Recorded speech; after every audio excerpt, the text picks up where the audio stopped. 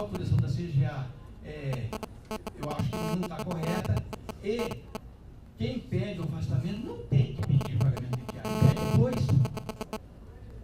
Agora, e se o conselho aprovar, aí sim, diferente, o conselho pode aprovar, mas entendendo, porque isso foi, né?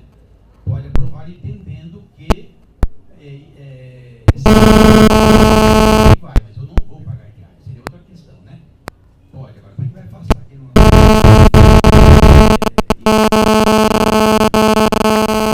importa. Eu não acho que haja obrigação dela em não há expresso renúncia a isso. Para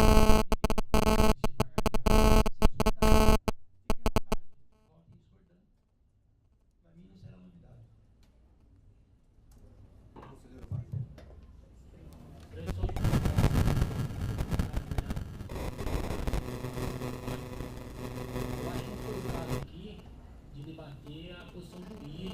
Com todo voto.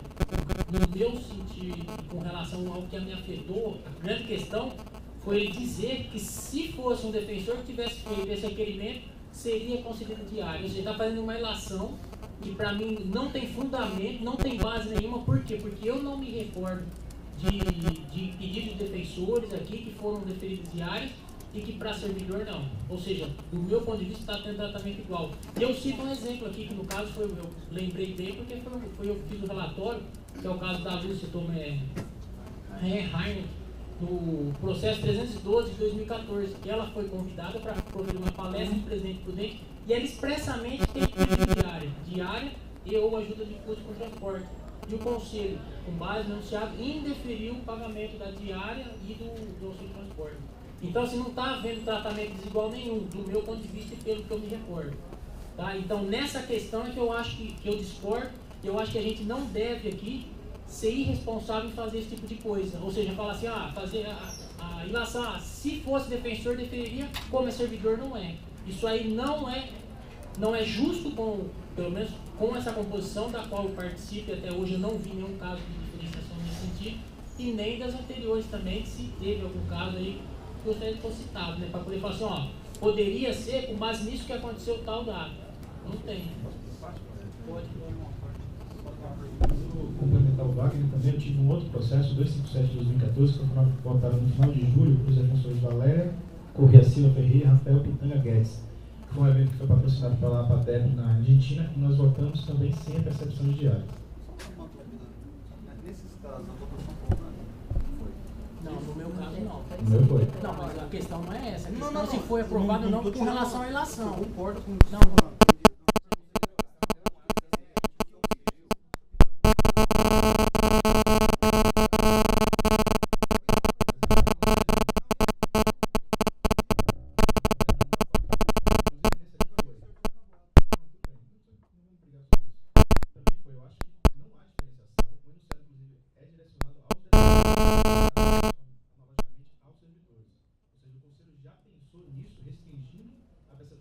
aos defensores. Então não há nenhuma, em 5 anos, não há nenhum privilégio de defensores públicos.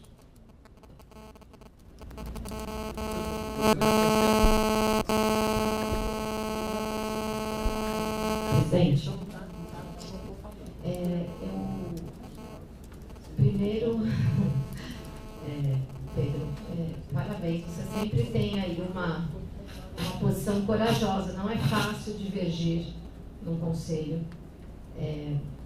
Mas eu acho, e aí vem uma sugestão como presidente da associação mesmo, eu me sentiria bastante tranquila, se a gente pudesse, aí também da encontro do que o Bruno falou, conseguir essas decisões. Acho que seria bastante interessante se o Conselho conseguisse indexar essas decisões. Eu acho que não só eu me sentiria confortável quando tiver a votação dos colegas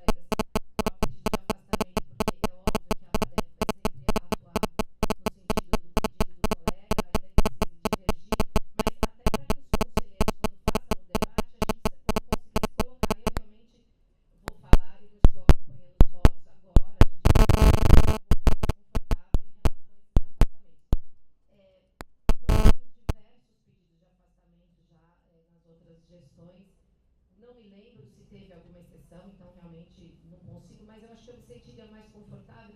E até para ilustrar mesmo aquilo que o conselheiro Pedro trouxe, uma eventual, inclusive, mudança de posição que ele pode propor a esse conselho, caso tenha sido realmente uma unanimidade. Eu acho que seria só importante a gente trazer esses casos. Por exemplo, Wagner trouxe um, Augusto lembrou de outro. Então, como presidente da associação, presidente, sugeria ao Conselho Superior, à Secretaria, eu não sei se já existe, mas ali mesmo no nosso site, que a gente pudesse ter acesso a isso. Há um tempo atrás, na última gestão, não sei se os colegas vão se lembrar, a gente tinha discutido sobre a importância da gente ter a questão dos afastamentos, inclusive porque nós perdemos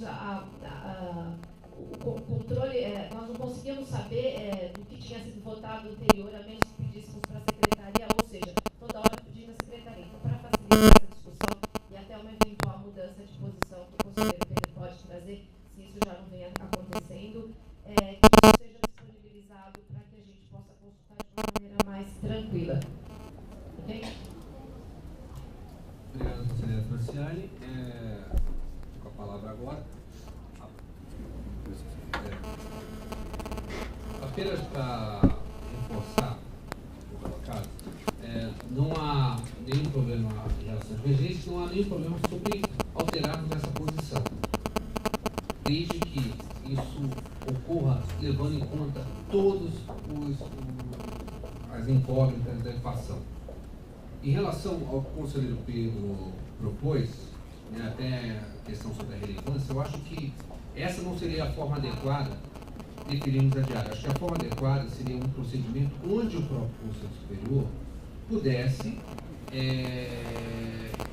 dar destaque a determinado curso e falar, esse curso é o curso de interesse da instituição. E isso sim justifica o pagamento diário. Porque não, alterar o entendimento nosso aqui em relação a isso, dizendo o seguinte, que em determinado momento o Conselho Superior, um conselheiro pode propor que determinado curso se torne um curso de interesse da instituição, claro. Então, assim, eu fico muito curioso, e isso que me atazana na minha cabeça. Em que hipótese, então, e aí pode prosseguir na sua argumentação, em que hipótese, pelo que está em vigor, onde fala que de analisar a casa, podendo vincular, então em que hipótese, então, que seria hoje cabível então, pagar esse diário se não vier pela ideia? No caso de que... Um exemplo é o caso da pós-graduação, onde a gente entende que essa capacitação, que não é tão efêmera como um curso de 3 dias, reclama a condescendência desse conselho, viabilizando o pagamento diário sob pena de viabilizar o curso, que é de longa duração e de altíssima capacitação, já que é uma pós-graduação aprovada pelo MEC. Ainda não tivemos, salvo o melhor juízo, um curso de curta duração, em que a sua grade curricular demonstre essa proporcionalidade de se definir o período diário. Na verdade, o que estamos debatendo aqui é que temos que criar um critério para definir essa diária. O que você está colocando é de que, temos que alterar esse entendimento em relação ao definimento diário. Nós não estamos dizendo, olha, esse funcionamento não pode se alterar nunca. Nós estamos dizendo que acreditamos num critério que propicia que, nas situações mais relevantes, todos recebam diário.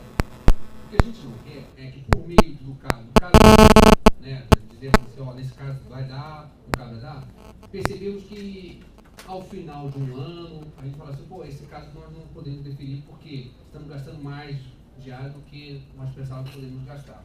Então, o critério racional administrativo é estabelecermos um critério que contemple todas as situações que são relevantes, que são os cursos ofertados pela instituição.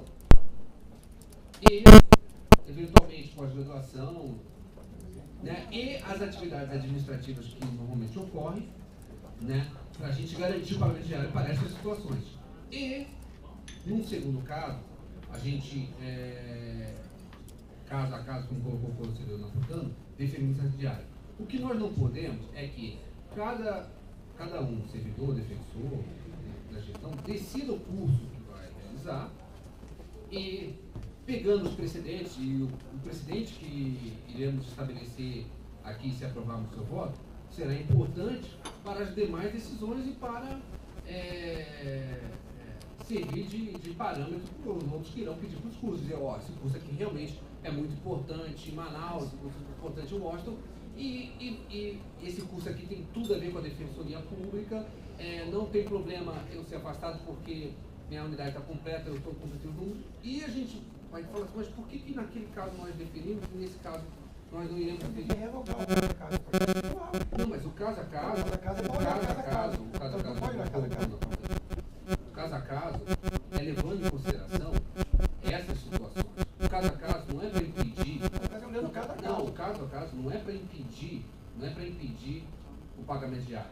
O caso a caso é para nós estarmos abertos a uma excepcionalidade, para que o Conselho Superior tenha a possibilidade, em casos excepcionais, de percebendo que a circunstância é completamente diferente dessas que a gente tentou regular, deferir a diário. Nós não estamos aqui querendo, olha, não vamos deferir diário, vamos pagar diário. Nós queremos aqui criar um critério racional que possibilite que aquele defensor público que se encontra em determinadas circunstâncias administrativas receba a diária. E esses outros casos, né, é um consenso. Nós não pagaremos.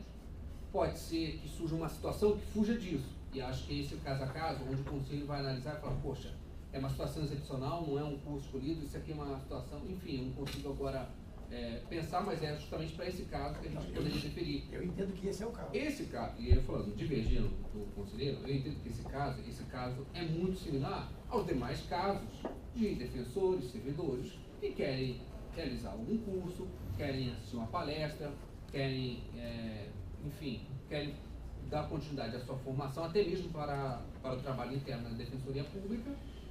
Eu acho que caso é muito similar. É porque o senhor não conhece a infância da leitura, então. Não, eu compreendi completo o seu raciocínio. Eu não estou dizendo em nenhum momento que isso aqui não tem a ver com a Defensoria Pública. Eu não acho que isso não seja relevante. E a única forma de a gente compreender o seu raciocínio, talvez a gente possa criar um consenso por aí, seria de entendermos tão excepcional esse curso, tão relevante para o momento daquela unidade, que isso inviabilizaria a participação da servidora, que não pediu diária, que nós teremos que é o caso.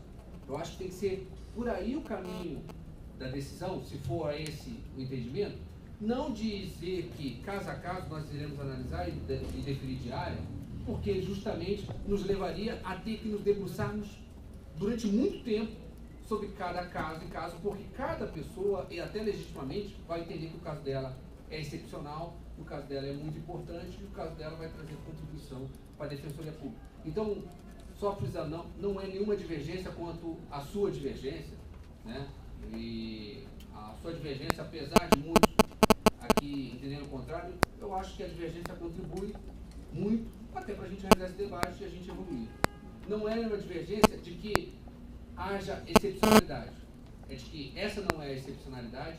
Para que essa fosse a excepcionalidade, eu acho que a argumentação teria que ser diferente no sentido de que realmente é um curso excepcional e de que é muito importante, de que a coisa padrão, e que o interesse preponderante aí, no caso agora, analisando, é muito mais da administração do que da própria pessoa, para que a gente não corra o risco precedente. Bruno Napolitano.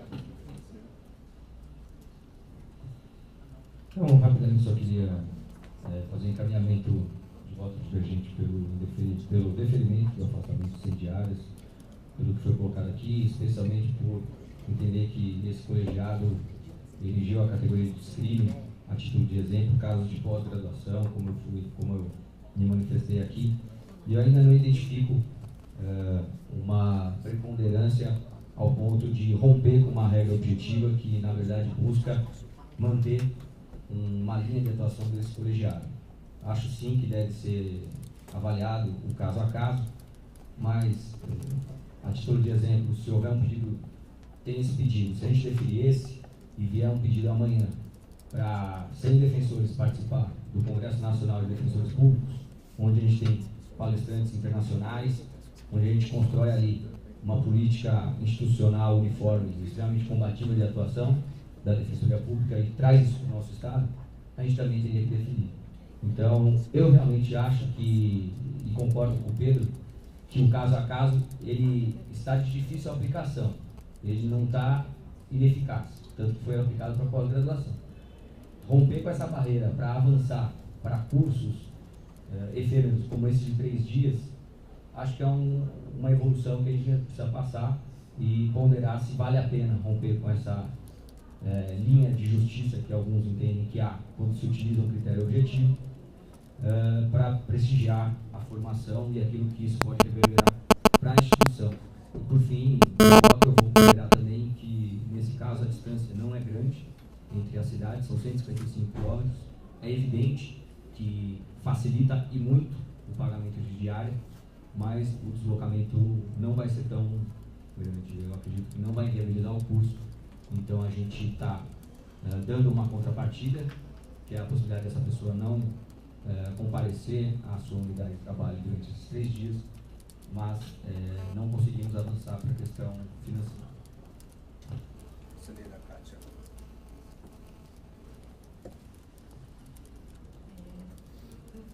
Lendo aqui o artigo 6º da deliberação que trata das diárias, ele diz o seguinte, que as diárias serão concedidas por ato do Coordenador-Geral de Administração da Defensoria Pública a quem deverão ser requeridas.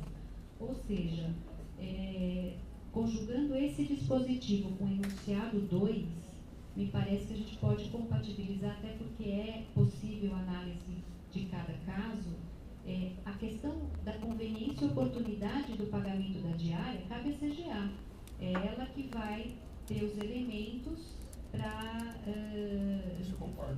de lastro financeiro e do próprio momento, se ali naquele mês comporta o pagamento daquela diária, ou até avaliar naquele caso específico a extensão, a duração do evento e tudo mais. E ao conselho, eu entendo que cabe análise da finalidade do curso em relação às atribuições institucionais, isso ninguém discute, e também apontar a relevância do evento. Eu acredito que os conselheiros têm a maior possibilidade de fazer essa análise, mediante a apresentação do programa, dos requisitos ali exigidos pela deliberação. Então, nesse caso específico, eu entendo que estão presentes, assim, nesse aspecto que cabe ao Conselho, que estão presentes os elementos, na linha do voto do Conselho.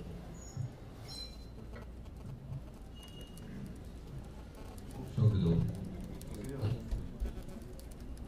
Queria só me manifestar aqui, apoiar, pelo que eu entendi, Pedro, eu acho que a sua defesa, uma delas é a questão que a CGA tem que olhar o conjunto, né? Eu acho que essa sua proposta acho que é importante, né? Olhando a partir da questão dos usuários, né? Eu acho que a nossa preocupação é quando afasta um servidor, um defensor, né? Como é que vai ser o atendimento? Acho que essa preocupação também tem que existir, não é só o financeiro. Estou de pleno acordo com você, eu acho que talvez a CGA precisa ampliar mais na hora que faz a análise e empoderar mais o conselho de mais elementos, né? Acho que isso, queria só destacar isso, porque eu acho que isso é importante. Só para avisar, doutor, que a CGA faz essa análise da compatibilidade do afastamento, da mesma forma que ocorre com defensores, ocorre também com servidores, se isso se redundará em algum prejuízo do serviço público. Só para finalizar o debate e até lembrar que nós estamos há quase 1 hora debruçando sobre esse tema, e é um tema que daria para até formar um compêndio de tanta discussão que nós já tivemos aqui no Conselho Superior. A razão de criarmos um enunciado, a razão de agora falarmos até de julgamento eletrônico de afastamento, é de que eu acho que não podemos deixar transformar o Conselho em um órgão disfuncional ao ponto de passarmos muito tempo debatendo temas que já debatemos, que já firmamos entendimento, que já estabelecemos nosso funcionamento, isso não querendo atropelar as minorias. É claro, apresentar os votos, é importante trazer as divergências, mas a gente avançar e os temas, até para que sociedade civil, defensores, servidores, não fiquem com a impressão, que eu já ouvi algumas vezes, que sim, o Conselho Superior não debate os assuntos relevantes da carreira, né? Vocês passam muito tempo debatendo assunto, discutindo afastamento, e a razão do precedente e das súmulas, acho que é estabelecer esse entendimento. Eu acho que pode ocorrer um pedido de alteração da súmula, pedido de alteração denunciado, pedido de alteração denunciado. Acho que o conselheiro pode propor, falar, uma melhor especificação, uma melhor argumentação do enunciado, de forma a contemplar seu entendimento atual sobre o assunto. Eu acho que a gente, a todo momento, em cada voto, trazer dessa forma, e aí a gente reabrir a discussão, e até esquecendo que a gente já estabeleceu no enunciado, eu acho que torna disfuncional nosso órgão. Isso não tem nada a ver quanto à importância da divergência e de que realmente alguns pontos do seu voto têm relevância, não todos. E gostaria de encaminhar logo para a votação para a gente... Deixa eu só fazer uma reflexão. Eu concordo perfeitamente com o que a Kátia disse com relação à análise feita pela CGA, com relação à viabilidade orçamentária do pagamento, e a análise feita pelo Conselho com relação à conveniência e oportunidade do curso e também da pessoa que irá realizar o curso. A questão é que é o seguinte: o enunciado 2 ele realmente permite ao conselheiro apontar a excepcionalidade da situação para definir o pagamento de diária. Eu não me recordo de ter votado nenhum afastamento de curso não fornecido pela EDEP com diária. O que eu me recordo foi de um afastamento de um defensor para palestrar em outro estado sobre um tema que praticamente só ele detinha conhecimento aqui na Defensoria Pública e mediante um convite da Defensoria Pública de outro estado. Então o Conselho naquele momento entendeu ser um caso excepcionalíssimo que deveria afastar o defensor para palestrar, dar uma palestra sobre Defensoria Pública num assunto que ele entendia, que ele era referência na área, uma questão ambiental, em que houve o pagamento de diária. É o único curso é o único evento excepcional que eu me recordo nesse conselho. E eu discordo da necessidade de a gente rever o enunciado, porque ele permite justamente o conselho de analisar essa excepcionalidade. Você deixar, né? Porque você acha que não? Não, eu não defendi isso. Ele tem que se justificar. Eu defendi que essa é a forma que ele... Sim, mas eu entendo que o enunciado ele permite essa análise feita pelo conselho. O conselheiro tem todo o direito de entender que o caso é excepcional. Eu discordo pelos precedentes do conselho.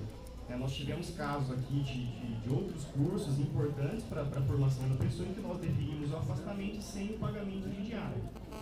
É bom ressaltar que todo afastamento que o conselho autoriza, ele tem que ter uma relação direta ou indireta com a atividade fim do defensor. Isso é um requisito da deliberação.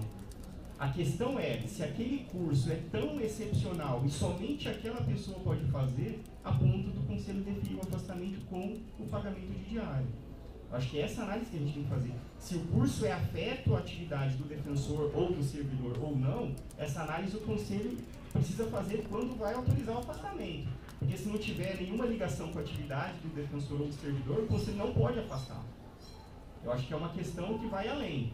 Além do afastamento, é viável o pagamento de diária em razão da excepcionalidade do curso? Ou somente aquele servidor pode ser afastado para a realização daquele curso? Acho que é essa análise que o conselho tem que fazer após o deferimento ou não do afastamento. Na verdade, a minha ideia era só um questionamento, só uma sugestão. Então, se fosse o caso, quando o senhor colocou da questão da manifestação, a corregedoria falou da questão da CGA, não sei se seria de bom tom, de repente, nas manifestações da CGA, vir uma manifestação, uma fundamentação um pouquinho mais detalhada, de repente, por que não do não pagamento. Mas só para tentar esmiuçar, para ficar claro, não cabe por causa disso. Por exemplo, nesse caso eu estava olhando e falei assim, como não houve pedido, me manifesto pelo afastamento sem pagamento, porque não houve pedido. Ponto. É uma fundamentação, se nunca mais teve. O que eu queria propor era isso, de repente, fazer essa análise. Pela deliberação, pela redação da deliberação com relação à manifestação da CGA, ela se manifesta com relação à autorização ou não do afastamento. Não com relação ao pagamento de diária. Ela deve se manifestar com relação à autorização. Começa mal, aí vai ser só para falar sobre diária. Justamente porque a CGA tem noção do quadro de servidores e onde é possível afastar ou não. Mas então, eu acho que é exatamente isso. que a gente poderia ter, de repente, a administração propor aí, ou seja, de repente, uma forma de manifestação aqui, um pouco mais condizente aí com a realidade, que é essa questão dos afastamentos aí, porque acho que tem uma confusão. Porque aquilo que a Cátia falou, ainda que o conselho defira o afastamento com pagamento de diária, você já pode falar, não tem previsão orçamentária, não tem orçamento para pagar, não vou pagar. Por isso que eu estou falando da questão da fundamentação, de se manifestar, acho que... Então, mas pela deliberação, bem, pessoal, é somente com relação vamos votar. Só lembrando também que os informes da CGA, eles adotam aí aquilo que já tinha até sido pactuado com o Conselho adotando no enunciado. O Conselho sempre aceitou dessa forma, é claro que isso não significa que podemos melhorar, né, essas manifestações e adotar aí as orientações dos conselheiros. Bem,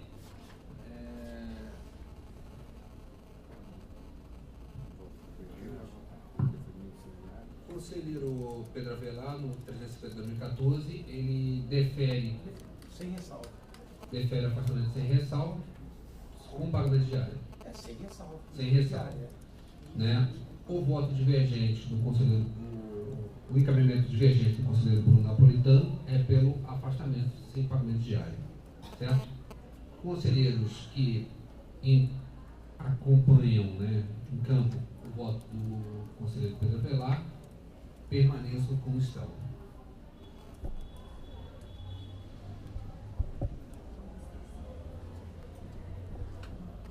Então, aprovado o voto divergente, né, o encaminhamento divergente, rejeitado o encaminhamento do conselheiro Pedro Avelar para o afastamento sem pagamento de diária.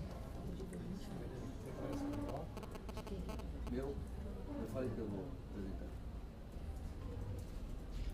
Bem, agora...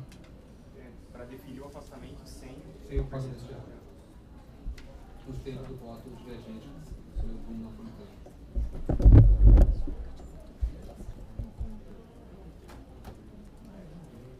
Consulto.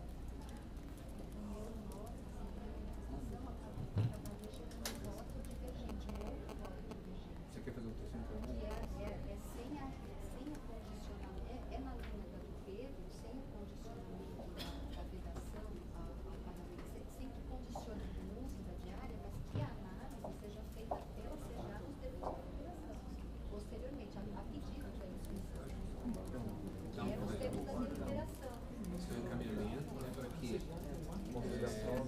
sem restrição, como coloca o Pedro Avelar, mas que depois o E que a questão da diária seja analisada pela CGA nos termos da deliberação. Não entendo. A grande questão dessa questão de a gente colocar para a CGA é que vamos retirar do Conselho Superior.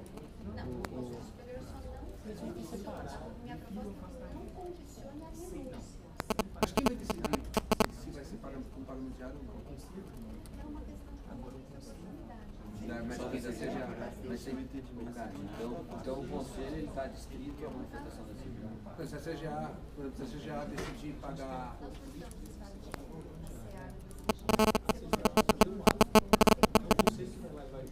Só uma questão de ordem, seria bom falar no microfone, que está repetindo. Achei que era um voto simples. Sem voto simples. Eu vou sugerir a alteração do enunciado 2. Depois eu vou pensar uma forma de conciliar essas alterações que são feitas aqui. Mas, na verdade, se o Conselho já condiciona a prévia renúncia à percepção de diária, não chega nem na fase de conveniência, oportunidade de pagamento. Pode ser que haja verba. A minha preocupação aqui, em relação aos servidores, no caso, é um agente,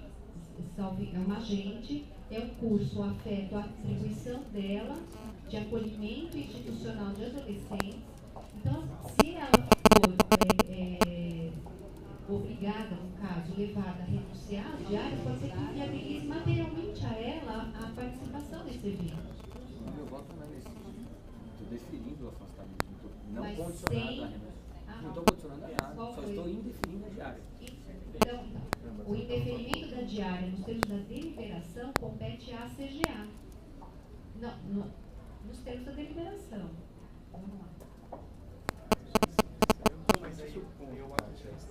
As diárias serão concedidas por ato do coordenador. Essa é a deliberação. Acho que é só o ordenamento, mas é só o ato administrativo. Porque senão a gente vai avaliar, você já vai decidir. Diária aqui. O conselho tem a capacidade de decidir se vai ou não pagar diária também. Então coloca assim. É o terceiro voto da carta. Apresenta um agente e aí vem sendo conselheiro do Horácio Pedro Avelar. Está comendo a carta? Vem sendo conselheiro Pedro Avelar. Não, Pedro Avelar e temos uma outra divergência.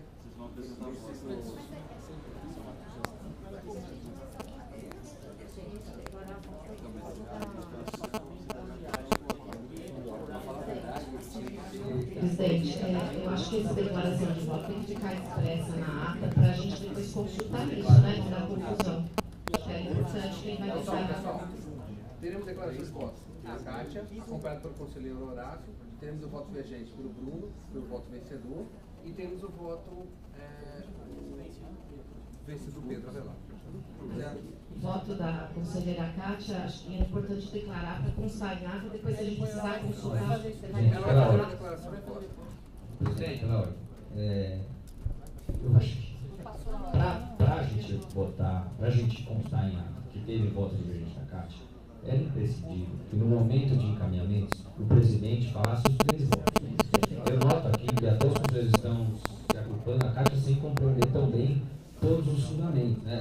Até nós aqui. E ela disse que vai esclarecer isso com calma no voto divergente.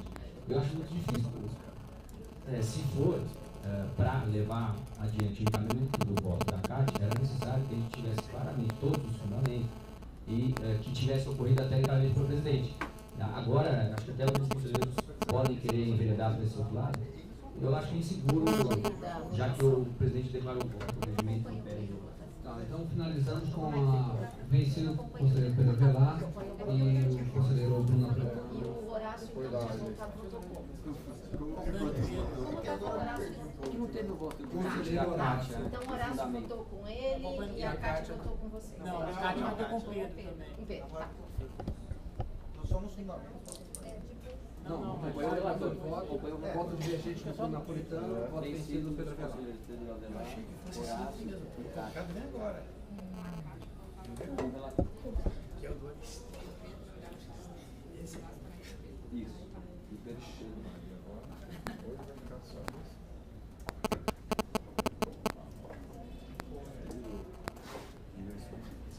Inversões.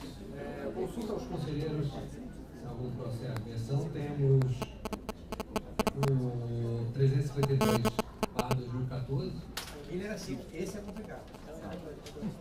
Isso. Presidente, a PADEC participa, tá?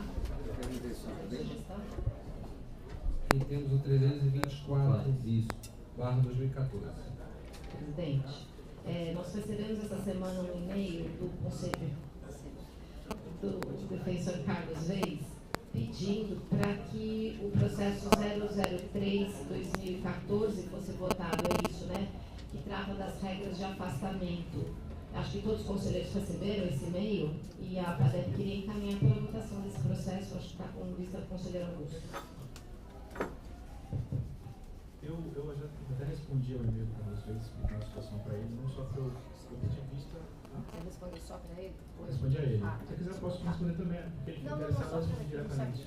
Na quarta-feira à noite eu respondi a ele. O que acontece? Esse processo teve um voto elaborado pelo processo até aqui, em fevereiro, pelo José Moacir, que era o relator, mas não foi apresentado. Ele veio a ser apresentado dia 3 de outubro pelo Horácio, que virou relator substituto depois da mudança da gestão. Eu pedi vista pelo seguinte: o voto do José Moacir, que foi ratificado pelo Horácio, fosse várias modificações à proposta apresentada pelo Bruno Miragaia e o Luiz Gustavo, que eram os conselheiros da época que propuseram a deliberação.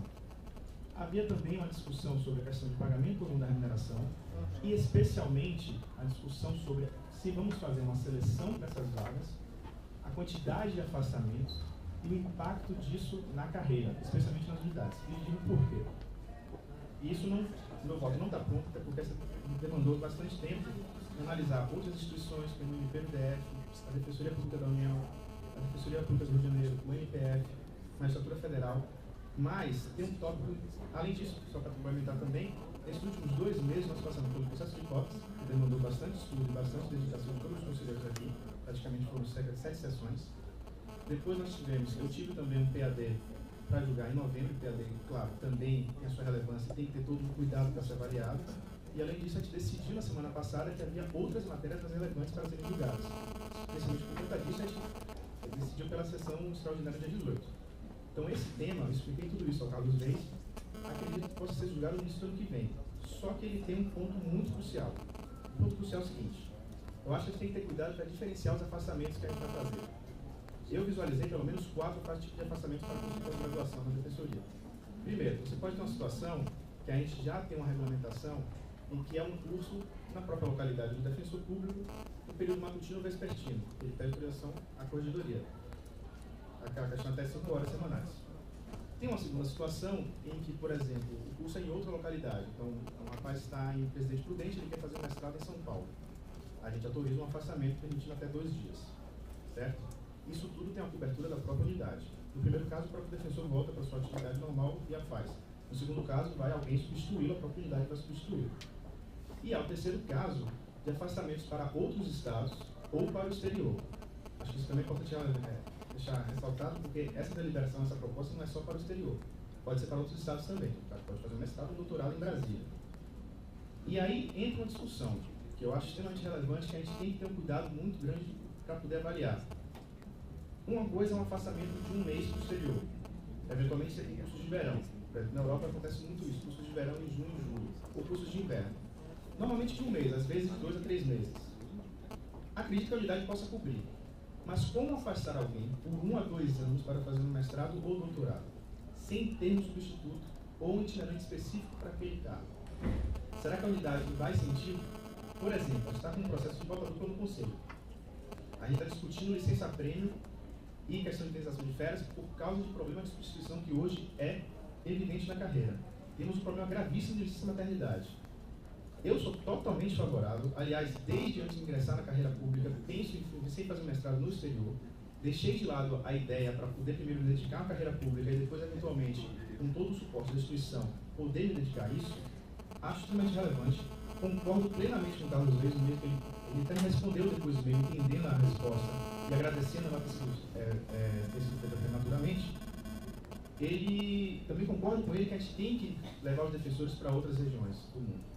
Não só porque é relevante para o defensor, para que ele adquira mais conhecimento, como é importante para a instituição, porque ele vai fazer um intercâmbio, ele pode trazer outras ideias, outras visões, fazer relações internacionais com outras instituições, permite a própria EDEP a crescer nesse sentido. A EDEP pode fazer um convênio com a universidade e no exterior e trazer professores para cá, fazer esse intercâmbio. Eu, por exemplo, fiz intercâmbio na universidade por um convênio que a universidade tinha com outra universidade na Espanha. Então, é extremamente relevante, considero pessoalmente muito relevante. Por outro lado, como compatibilizar isso se nós não temos a figura do substituto, se nós temos um problema gravíssimo no termo administrativo na carreira? Esse é o grande problema. Então, a gente pode aprovar, acredito que a própria proposta do Bruno Negrão é muito boa, as alterações trazidas pelo José Marcelo são muito relevantes, concordei com elas. Inclusive, há uma extensão, o Bruno Negrão já colocou, mas depois o José Marcelo fez uma melhoria para a extensão aos servidores, para também deixar claro que não há nenhuma diferenciação. Isso também tem que ser estendido aos servidores. Conselheiro Augusto. Só para terminar. Para explicar, já? Não, não voto. Mas eu acho que é o seguinte, isso não estou com um voto totalmente pronto, mas acho extremamente importante explicar, não só para o Carlos Reis, mas para toda a carreira que a APADEP está requisitando. Acho que é importante de parar para discutir se não seria relevante, eu não estou com o voto pronto. Conselheiro, posso fazer uma... Desculpa interromper. Assim, acho que eu só vou pedir, então, quando qualquer pessoa liste o conselho inteiro, que seja respondido para todos os conselheiros, porque eu desconhecia, eu acho que não precisa nem, enfim, posso fazer a defesa depois. O meu pedido é porque eu veio um associado e fez o pedido. Se o conselheiro tivesse respondido, olha, já respondi para o Carlos Reis, talvez eu nem pedisse essa inversão, uma questão de respeito mesmo. Então, a APADEP nem está fazendo a defesa agora aqui, a proposta do conselheiro Bruno Miragaia, quando for votado, mas como o associado pediu, eu estou só fazendo só para deixar esclarecido. Eu não estou fazendo nenhum debate de mérito aqui, por isso que eu acho que o Bruno falou não vai estar votando. Não. na verdade, era um pedido do presidente. Presidente, alguém tem pedido de inversão? A FADEP diz, posso pedir a inversão? O presidente pode dizer sim ou não, esse conselho. E aí, assim, é só porque o interessado me pediu. Então, só deixar isso claro, o debate no momento apropriado que o conselho se sentir à vontade será feito. Obrigada. Prestado os esclarecimentos, chama o processo 324/2014, interessado coordenador da unidade Barretos, assume proposta de alteração das atribuições na regional de Ribeirão Preto, unidade Barretos, primeira, terceira, quarta defensorias públicas da unidade Barretos. Relator, conselheiro Bruno Dias Napolitano.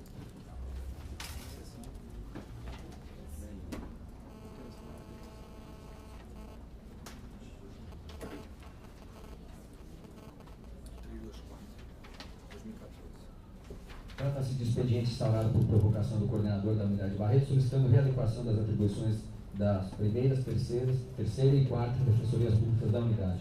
O pleito veio acompanhado de ata de reunião, da qual participaram todos os defensores votados na unidade, onde voluntariamente acordaram que deveria haver uma alteração nas atribuições destas defensorias. Hoje, formalmente, a primeira defensoria tem atribuição de infância e juventude, e as terceira e quarta criminal, júri e execução criminal, o que se tem demonstrado desigual segundo o pedido.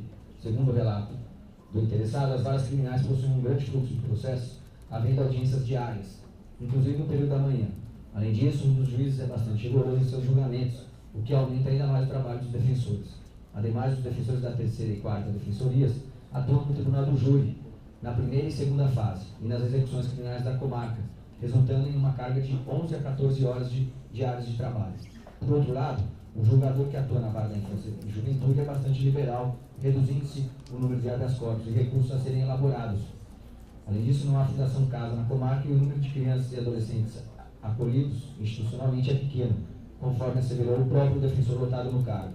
Diante desse cenário, os defensores, em reunião realizada em 20 de agosto, compuseram-se amigavelmente, transferindo integralmente a atribuição em execução criminal das terceira e quarta defensorias para a primeira.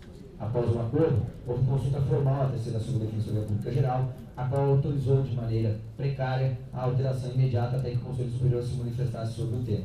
É o relato necessário. Pelas notícias trazidas pelo coordenador da unidade, podemos concluir que a readequação faz-se necessária. Com efeito, até a última distribuição de cargos, a unidade de Barretos possuía apenas 2 cargos, um com atribuição em infância e juventude e execução criminal e outro com atribuição civil, família, fazenda pública e violência doméstica e familiar contra a mulher. No processo de expansão, no início deste ano, mais 4 cargos foram lotados na unidade, alterando-se as atribuições dos 2 cargos antigos. Na ocasião, os 2 defensores que estavam nos cargos antes da expansão foram consultados pela administração em sua gestão anterior e opinaram pela manutenção da acumulação das atribuições infância e juventude e execução criminal em um mesmo cargo diante do volume de trabalho. Contrariamente à sugestão, a proposta da administração previu um cargo com atribuição exclusivamente na área da infância e juventude, transferindo a execução criminal para os 2 cargos recém-criados, deixando-os com atribuição criminal, júri e execução criminal. Este histórico demonstra que a acumulação de atribuição em infância e juventude e execução criminal não irá prejudicar a qualidade do trabalho desempenhado, eis que a própria defensora que atuava no cargo, antes da expansão com essa atribuição, sugeriu a manutenção destas atribuições. Os números coletados pelo Tribunal de Justiça confirmam a narrativa do interessado. Segundo o relatório apresentado pelo Tribunal, em dezembro de 2013, havia 1.215 processos criminais em andamento na primeira vara criminal, 2.073 na segunda vara e 782 na vara da infância e juventude. Ou seja, nas varas criminais havia quase um dobro e um triplo, respectivamente, de processos da vara da infância. O fato de haver um juiz mais liberal na vara da infância e de existir unidade da fundação casa na comarca ajudam ainda mais a desnivelar a quantidade de trabalho. Veja-se que o próprio defensor hoje em atuação no cargo com atribuição de infância e juventude percebeu a desigualdade e prontificou-se a atuar nas execuções criminais para buscar a equalização das atribuições da unidade. Neste aspecto, vale louvar a atitude do defensor público, Dr. Gustavo Samuel Silva Santos, que voluntariamente aceitou receber a atribuição em execução criminal de seus colegas, mostrando espírito público ao buscar que a qualidade do serviço não fosse prejudicada diante do grande volume de trabalho que assoberbava os demais colegas. Diante do exposto, voto pela readequação das atribuições da primeira, terceira e quarta defensorias públicas, de forma que, tem a primeira defensoria pública de Barretos passa a ter atribuição em infância e juventude e execução criminal. A terceira defensoria pública de Barretos passa a ter atribuição criminal e júri.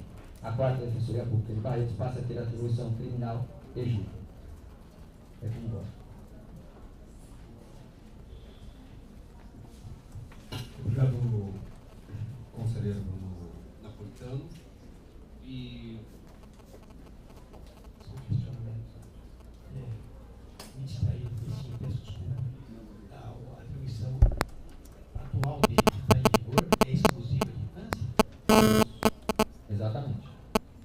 E a lei da manifestação dele também parece que há da unidade, né? Isso. Ele está na primeira defensoria para atribuição de infância e juventude. A terceira e a quarta é cumulativa, criminal, júri e execução criminal. E a última questãozinha, acho que eu vou também para mim correu aí, em Franca, só me engano, não há unidade, que é unidade de internação, né? Tem? Uma só? Tem. Barreto, cara. É Barreto, desculpa. Presumo que seja. Barreto não tem. Não, aí é Barreto. Franca tem unidade de internação e Barreto não. Eu ia perguntar isso. É que é do lado. Não tem. Não tem, não. No voto consta que não tem Fundação Carlos. Bom, tá bem. Então aí já dá para que se tivesse, mesmo tendo um menor de processo, eu ia, enfim, tentar rever a questão mesmo, até porque a própria legislação antes ponderava pela matéria também, né, uma exclusividade.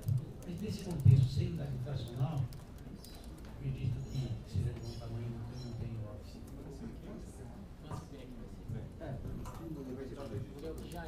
Ô Pedro, só completando, essa questão foi tratada com a terceira sub, foi acompanhada e um dos fatores ponderados foi esse. Tá? Bruno, só confirmar, acho que eu ouvi isso, foi feita uma reunião e os colegas todos consultados? Ok. Ela está aqui no processo. Ok, obrigado. Partiu dessa reunião mesmo. Bem, vocês entendem que às vezes eu dou minha adesão. Até tem algum problema errado no código do conselheiro napolitano. Vamos averiguar melhor aí, passar um pentinho nesse voto dele. Brincadeira. Os conselheiros que encampam o encaminhamento dado pelo conselheiro Bruno José Napolitano permanecem como estão. Aprovado, então, a alteração das atribuições da Regional de Ribeirão Preto, Unidade de Barretos, primeira, terceira, quarta Defensorias Públicas, nos termos do voto relator. Dessa forma, chamo o processo 352/2014, interessado Aristeu Bertelli da Silva, assunto pedido de afastamento para exercer o mandato 2015/2018, experiente no Mecanismo Nacional de Prevenção e Combate à Tortura, órgão integrante do Sistema Nacional de Prevenção e Combate à Tortura da Secretaria de Direitos Humanos, relator, conselheiro Wagner Ribeiro de Oliveira, visto ao conselheiro Pedro de Avelar. Podemos essa carta? Bem, eu disse que aquele era assim, esse que é o complicado, né? Eu vou tentar até agilizar aqui a leitura, né? O interessado é agente de defensoria psicólogo também, classificado na Regional ABCD, Unidade Mauá. Pede afastamento do Ministério da Justiça para exercer mandato em 3 anos no cargo de perito no Mecanismo Nacional de Prevenção e Combate à Tortura, que é um órgão integrante do Sistema Nacional de Prevenção e Combate à Tortura, que por sua vez é afeto à Secretaria de Direitos Humanos da Presidência da República. Ele não especificou as datas precisas do mandato, mas assinalou que o exercício pelo prazo de 3 anos, de 2015 a 2018. Informou que a nomeação deve ou deveria dar-se no dia 10 de dezembro, no Palácio da Alvorada, com consequente posse em até 30 dias após a nomeação e exercício até 15 dias após a posse. O requerimento foi acompanhado da documentação, né? Cita a legislação pertinente ao Sistema Nacional de Prevenção e Combate à Tortura e especifica as atribuições do mecanismo. Eu vou abreviar a minha leitura, né? E também coloca as normas do processo seletivo para a composição desse movimento, do mecanismo. Ponderou ainda que o cargo pretendido, né, guarda afinidades com as atribuições da Defensoria, narrou as atribuições do perito lá no mecanismo, cargo para o qual pretende o afastamento. Anexou ao requerimento publicação do Diário Oficial da União, de 25 de setembro. Ali tinha o edital de seleção para os membros do mecanismo, juntou mensagens eletrônicas dando conta de que foi selecionado para a função pretendida e solicitação de seu afastamento junto à Defensoria Pública, subscrito pela coordenadora geral de gestão de pessoas da Secretaria de Gestão da Política de Direitos Humanos, da Secretaria de Direitos Humanos da Presidência da República. Providenciou, por fim, manifestação escrita firmada pelo defensor público Marcelo Dairel Vivas, coordenador do Centro de Atendimento Multidisciplinar da Regional ABCD, que concordou com o pedido asseverando que, entre aspas, o afastamento não causará prejuízo aos trabalhos desenvolvidos na unidade e poderá ser suportado pela regional. A Secretaria Executiva do Conselho Superior certificou que o interessado não tem pedido de afastamento submetido ao Conselho em 2014, de se acentuar ainda que não foi anexada ao requerimento manifestação de autorização da CGA, Coordenadoria Geral de Administração.